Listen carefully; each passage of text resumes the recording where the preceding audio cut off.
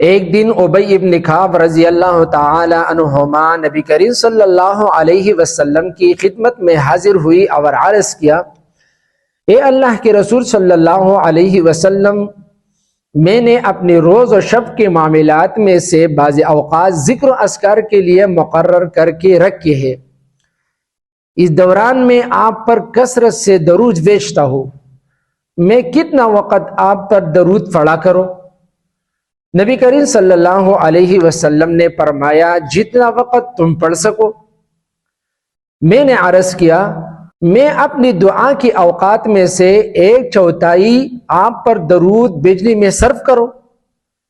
نبی صلی اللہ علیہ وسلم نے فرمایا، ما شئت فإن زدت فهو خیر لک، جتنا تم پڑھ سکو، اگر زیادہ پڑھو تو یہ تمہارے لیے بہتر ہوگا۔ میں نے عرض کیا، اپنی دعا کا آدھا وقت آپ کے لیے درود کے شریف کے لیے نکالو۔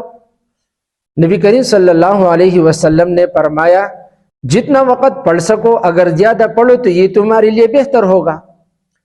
میں نے عرض کیا، 2/3 وقت آپ کے لیے درود شریف کے لیے نکالو۔ نبی صلی اللہ علیہ وسلم نے فرمایا، جتنا وقت پڑھ سکو، اگر زیادہ پڑھو تو یہ تمہارے لیے بہتر ہوگا۔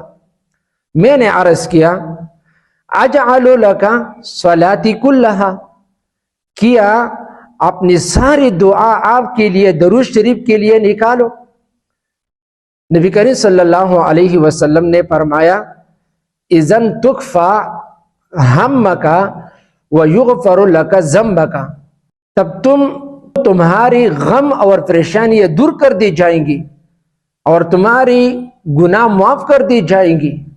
اس حدیث سے اندازہ لگائے کہ رسول اللہ صلی اللہ علیہ وسلم پر درود بھیجنے پر کتنی فوائد اور برکات ہے۔